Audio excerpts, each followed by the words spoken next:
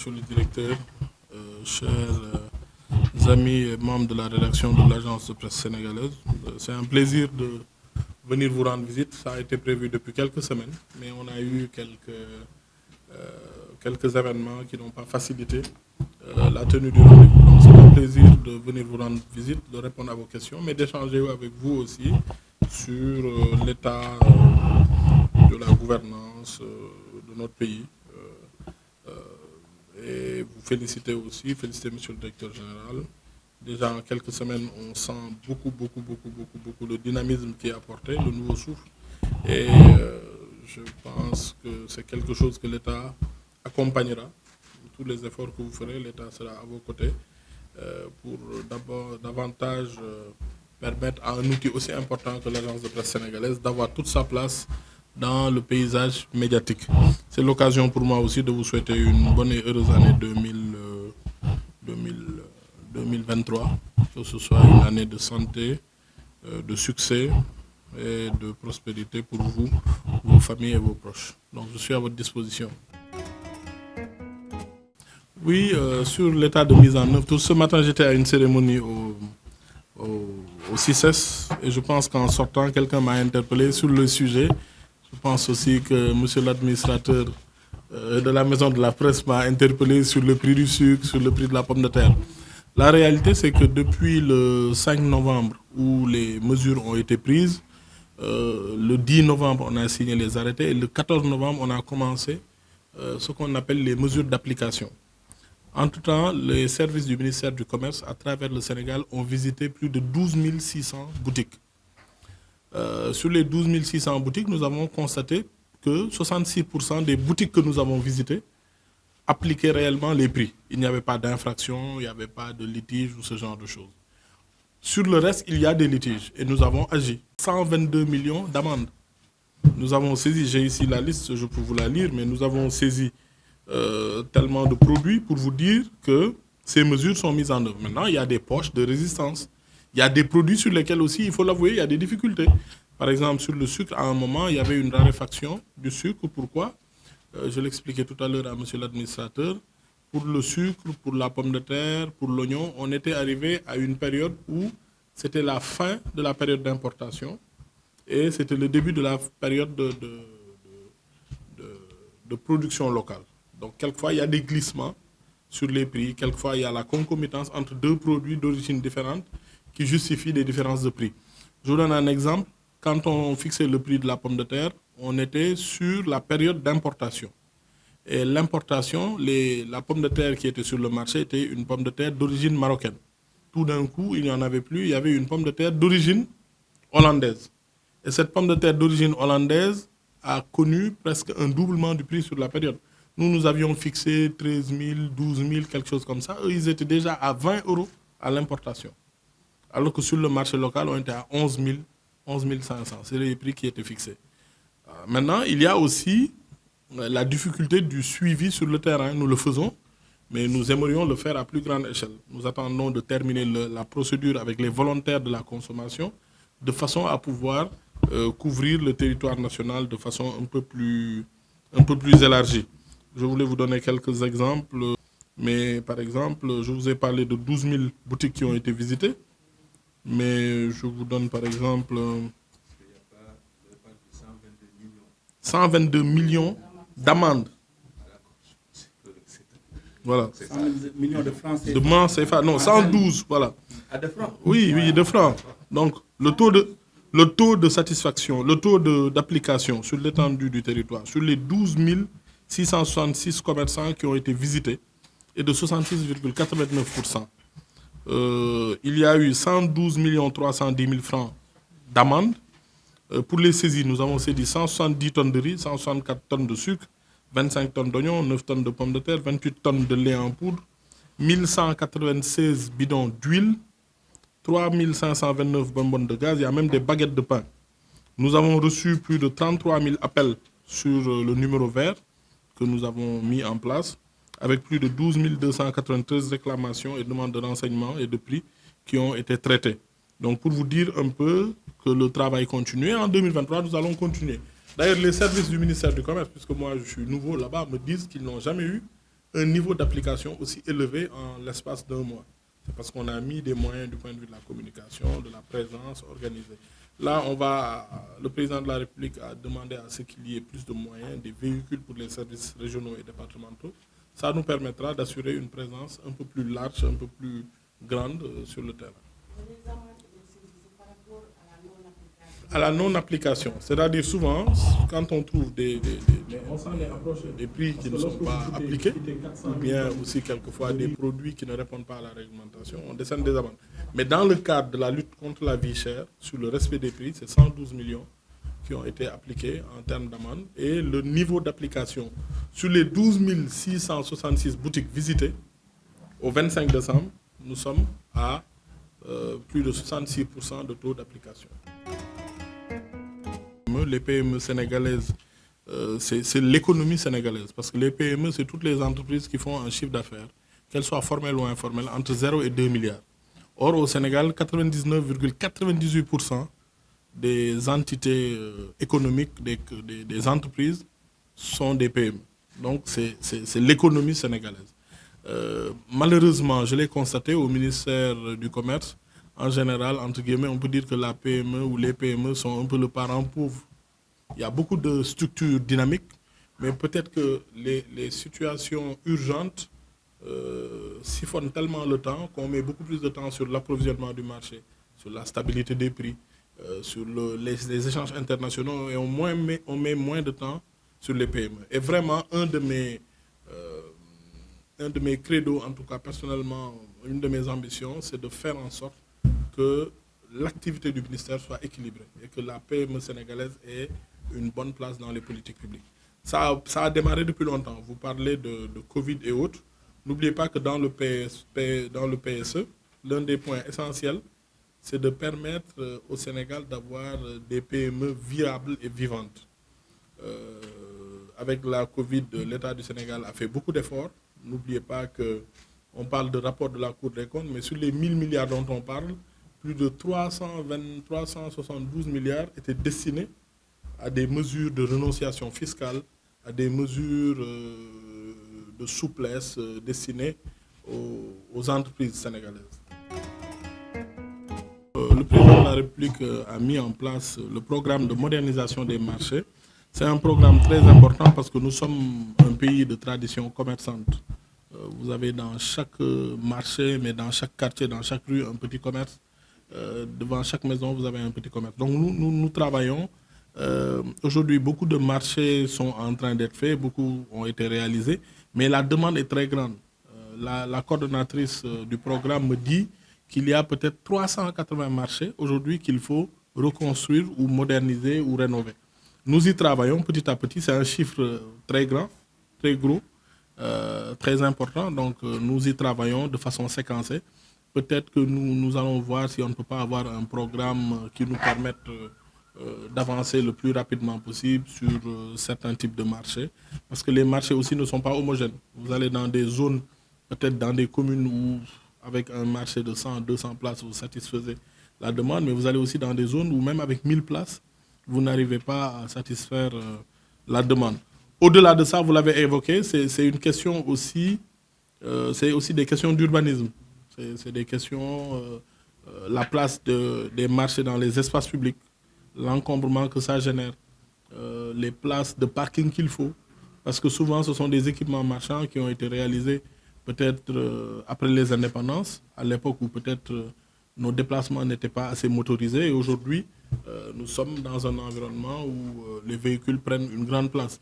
Donc autant il vous faut réserver des espaces pour construire un équipement marchand, autant vous devez réserver des espaces aussi pour avoir des espaces de stationnement. Donc c'est un vrai problème, mais sur lequel ce qu'il faut saluer, c'est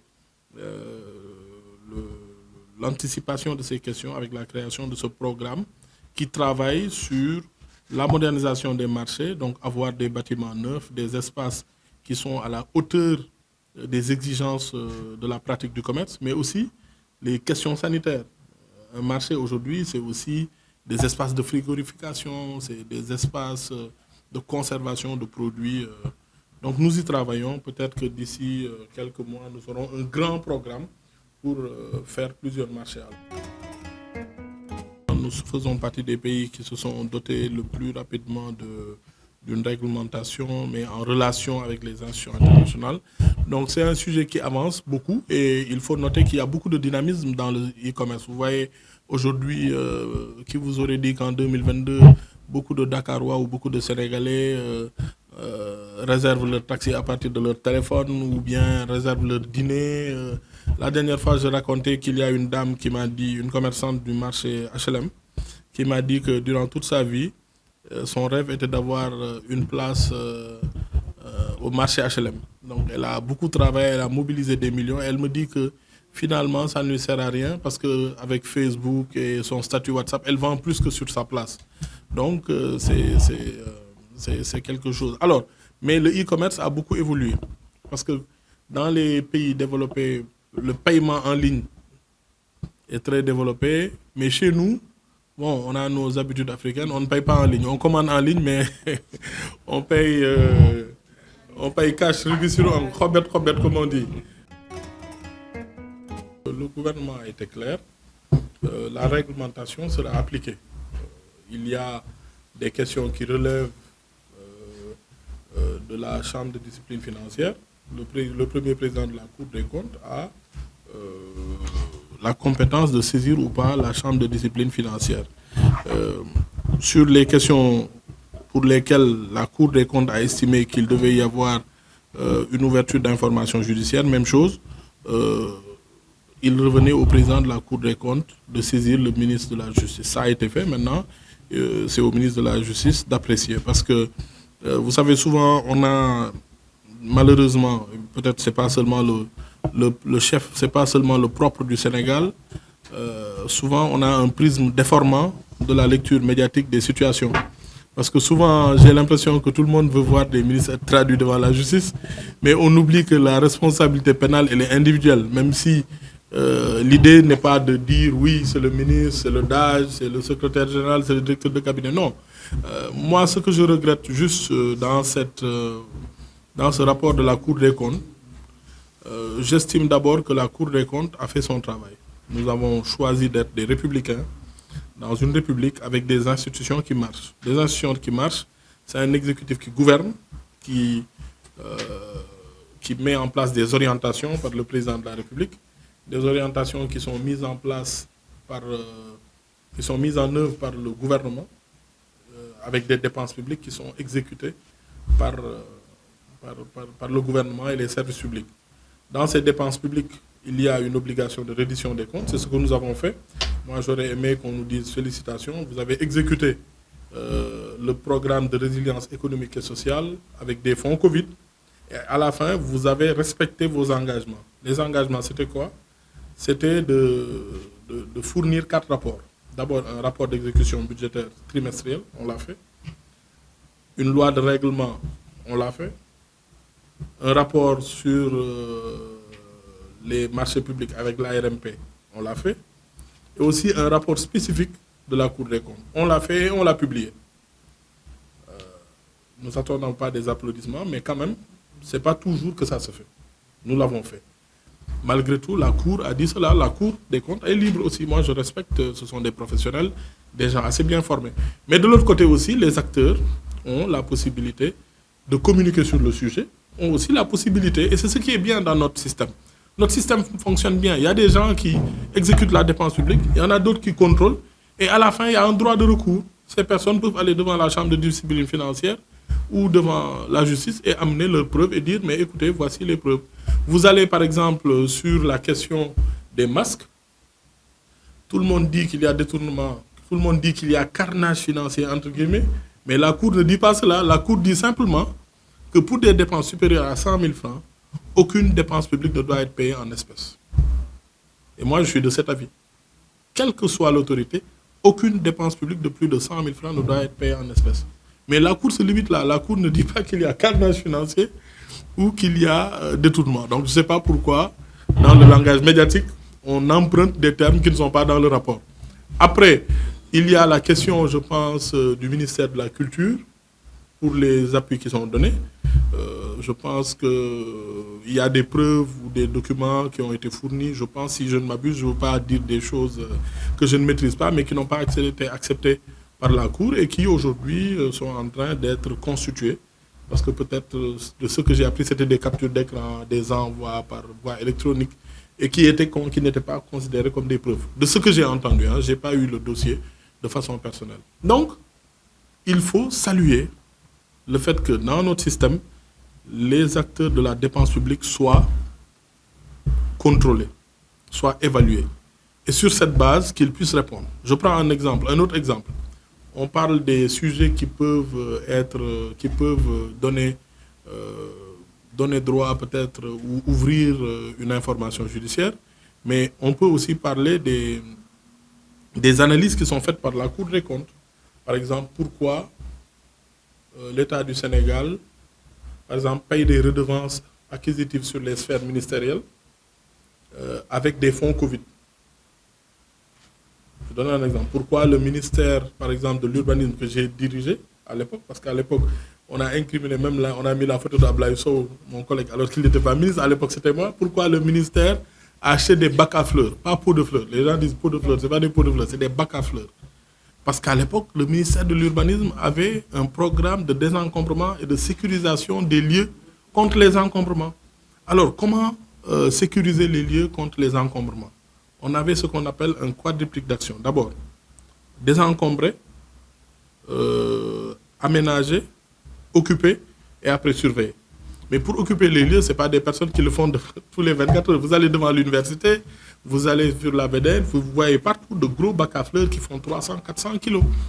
Et comme durant la Covid, on nous disait qu'il fallait aider à ne pas avoir ce qu'on appelle des rassemblements et autres, donc on a jugé nécessaire dans toutes ces zones de mettre des bacs à fleurs. Mais c'était aussi une manière de relancer économiquement l'activité, de permettre à des entreprises. Parce que dans cette affaire Covid, souvent je m'insurge contre ceux qui ont une lecture juste sanitaire du plan de résilience économique et sociale. Qu'est-ce qu'avait dit l'État? Je mets en place un programme de résilience économique et sociale autour de 4 axes. Le premier axe, c'était quoi? D'abord, renforcer les capacités de réaction sanitaire de l'État. Donc, c'est acheter des vaccins, rénover des hôpitaux, rénover par exemple l'hôpital Matlaboul Fawzeyni de Touba, le SMIC du docteur Moussa Seydi, du professeur Seydi, acheter des vaccins, des choses comme ça. C'était 105 milliards. Donc à peu près 10% du plan de résilience. Après, le deuxième axe, renforcer la cohésion sociale par la solidarité. Donc aider des personnes à avoir les moyens de subsistance durant une période économique difficile. Donc ce sont tous ces denrées qu'on a envoyées aux populations. Deuxième chose, les métiers qui ne fonctionnaient plus. Les transporteurs, les artistes, les artisans. Donc on leur a fait des dons. Après, le troisième pilier, c'était soutenir les entreprises. Parce que si vous ne soutenez pas les entreprises, mais les entreprises vont créer pire qu'une maladie. Ce sont les emplois, vous avez entendu. Je prends un exemple. L'État a décidé de prendre des hôtels pour y mettre les cas contacts. Je ne sais pas si vous vous rappelez du mot cas contact. Vous êtes cas contact, on vous amène dans un hôtel. Mais c'était une mesure sanitaire, mais c'était aussi une mesure économique. Parce que si vous ne le faites pas, ces hôtels vont fermer. C'est 300, 400, 1000, 2000 personnes qui vont perdre leur emploi. Donc on s'est dit, on n'a pas assez d'hôpitaux, mais mieux vaut les mettre dans les hôtels et payer de façon à ce que ces hôtels-là puissent fonctionner et ne pas mettre des personnes au chômage. Et même, moi je trouve que même l'intitulé du fonds, Force Covid, les gens l'oublient. Fonds, Force, c'est fonds, FO, de résilience, R, contre, c'est eux, les effets de la Covid. Mais les effets de la Covid sont sanitaires, sont économiques, mais ils sont aussi sociaux. Donc on a lutté du point de vue sanitaire, sociaux, on a aidé les populations du point de vue social, mais économique, on a aidé des entreprises à se maintenir. J'ai l'honneur d'être ministre du gouvernement du président Macky Sall, mais je ne suis pas Macky Sall. Vous savez, une candidature dépend de deux choses. D'abord de la volonté de la personne et de la recevabilité de sa candidature. Je pense que la recevabilité de la candidature, ça c'est une question que même en première année de droit, on ne pose plus. parce qu'on a des décisions du Conseil constitutionnel qui sont très claires sur ce sujet. Maintenant, le président de la République, le président de la coalition Benno Bokk Yakaar s'exprimera sur le sujet. Mais ce que vous avez noté, c'est aussi qu'il y a un bouillonnement intense autour de Benno Bokk Yakaar. Parce qu'une formation politique doit toujours être prête à aller à l'assaut des suffrages des Sénégalais. Nous avons une histoire particulière, nous avons un vécu, nous avons aussi... nous avons porté beaucoup de progrès au Sénégal ces 10 dernières années. Donc, nous devons continuer cela. Ça, c'est mon avis personnel. Je ne suis pas le président Macky Sall. Maintenant, sur le sujet, nous sommes prêts. Le président de la République s'exprimera en temps voulu. Mais nous, politiques, nous nous organisons, nous estimons aujourd'hui que les efforts que le président de la République a fait pour permettre à notre société de progresser économiquement, socialement, permettre à notre pays de retrouver sa place dans le concert des nations, des grandes nations. Vous avez vécu cette année intense du point de vue diplomatique. Cette période de péril aussi, nous avons besoin de dirigeants expérimentés, de personnes qui sont porteurs d'espoir et de paix, de cohésion sociale aussi. Parce qu'il faut avoir le courage de le dire. Les réseaux sociaux et une certaine approche de la politique ont profondément transformé notre pays ces 5 dernières années. La violence est devenue le lot quotidien des Sénégalais, mais aussi de la vie politique. Et tout cela, nous n'avons pas seulement la responsabilité de la gouvernance actuelle, mais nous avons la responsabilité de la transmission et de la pérennité de la cohésion sociale. Voilà, j'espère que vous m'avez compris. Je parle comme étant un membre de la majorité. Maintenant, je ne peux pas m'exprimer à la place du président de la République. Mais je peux vous dire en tout cas que cette dynamique de développement que le président Macky Sall a impulsée depuis 2012, toutes ces transformations. Vous savez, moi j'ai eu une grande chance dans ma vie, c'est d'avoir séjourné pendant 2 ans, 23 mois au ministère du PSE, où vous avez la réalité de toutes les évolutions du Sénégal, du point de vue de la production, des capacités productives, de la formation, de la prise en charge sociale. Je vous donne un exemple. Nous revenons de Tambacounda. Beaucoup de personnes pensent que oui, c'est une campagne déguisée ou ce genre de choses. Mais le président de la République avait pris des engagements en 2013 à Tambacounda, en indiquant qu'il ferait des investissements de telle nature, de telle nature, de telle nature. 83 engagements. Sur les 201 milliards, plus de 210 milliards ont été réalisés sur les engagements. Maintenant, hors engagement, l'État a fait même plus que les engagements, plus de 430 milliards, qui ont permis à une région comme Tambacounda, je peux vous lire les évolutions. C'est impressionnant parce que quand vous prenez une région comme Tambacounda, au-delà des investissements, vous devez vous poser la question, qu'est-ce que Tambacounda a fait de ces investissements? Je vous donne un exemple. La production de maïs est passée de 26 000 tonnes à 100 000 tonnes. La production de riz est passée de 4 000 à 24 000 tonnes. La production de pommes de terre est passée de 39 000 à 159 000 tonnes. La banane, on en parlait tout à l'heure, elle est passée de 23 000 tonnes à plus de 65 000 tonnes.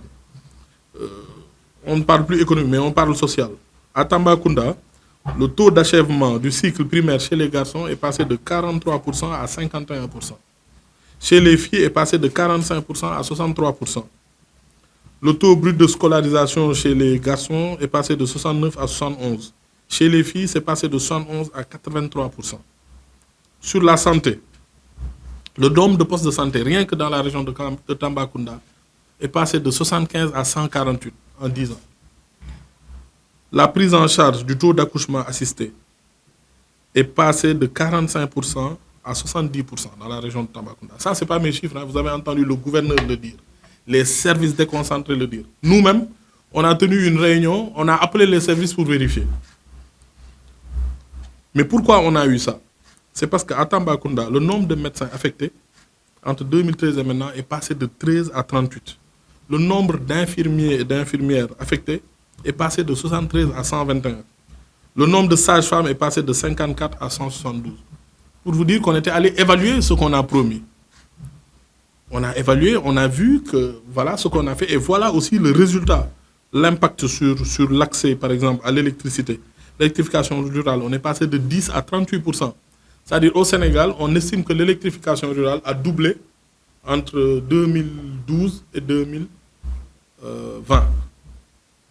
Mais à Tambacounda, ça a presque quadruplé. C'est l'idée d'équité territoriale. Parce qu'on s'est rendu compte qu'il faut le gounon niaké. Donc au lieu de mettre 2 fois plus, on a mis 4 fois plus. Et ça, c'est la réalité. L'accès à l'eau est passé de 73 à 82%. Et vous estimez qu'on ne doit pas aller constater et recommencer un nouveau programme. Vous estimez que voilà, il faut qu'on s'asseye et que voilà, il n'y a pas de débat. Donc c'est ça le travail gouvernemental. Vous nous demandez l'évaluation. C'est bien que la Cour des comptes le fasse, c'est bien que l'inspection générale d'État le fasse, mais c'est bien aussi qu'on le fasse avec les gouverneurs, les préfets, les services et les autres. Même si la situation est difficile, il faut dire la vérité. Et la vérité est que même les gouvernants n'ont pas de privilèges. Vous l'avez vu, un député qui commet une infraction en flagrant délit, dans l'hémicycle, le lendemain, il est traduit devant la justice, jugé et condamné. Un médecin qui fait une faute dans l'exercice de ses fonctions n'a pas de privilège. Il est condamné et il subit sa peine. Moi, j'estime que la grosse erreur que nous faisons, nous tous, c'est de souvent prendre ces questions de façon émotive et émotionnelle. Moi, même si vous me demandez aujourd'hui, Pape Alé Niang, qu'est-ce que vous en pensez? Moi, je souhaite qu'il rentre chez lui. Moi, je souhaite qu'il rentre chez lui, je souhaite qu'il puisse rejoindre sa famille. Mais je souhaite aussi qu'il ne commette plus d'infractions. Je souhaite aussi que les associations de presse puissent revendiquer devant l'État, mais aussi puissent lui dire la vérité, puissent le dire à tout le monde dans cette profession, qu'on peut donner l'information sans accuser, sans preuve. On peut faire son travail sans diffamer. Moi, je ne suis pas contre le journalisme d'opinion, hein, je le dis partout. Le journalisme d'opinion existe. Dans les plus grandes démocraties, vous allez aux États-Unis, entre le New York Times et le Washington Post, chacun a son penchant politique. Vous allez en France, entre le Figaro et le Monde, chacun a son penchant politique. Donc on ne peut pas interdire à quelqu'un d'avoir son penchant politique. Mais la liberté du journaliste est aussi sacrée que la respectabilité ou le droit des autres à ne pas être diffamé ou à ne pas être accusé à tort. Et je pense que c'est là où se situe le débat.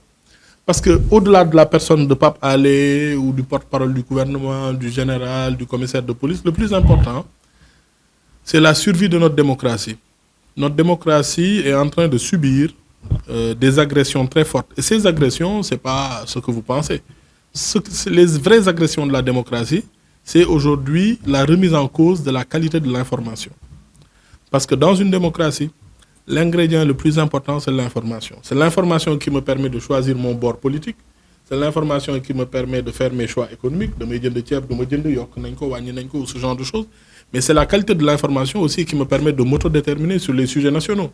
Si on se permet de jouer avec ça, si on se permet de ne plus garantir cette qualité d'information, nous mettons en péril la qualité de notre démocratie. On a eu des alternances, on a eu tout ce qu'il fallait, comme ce qui nous a permis d'être une vraie démocratie.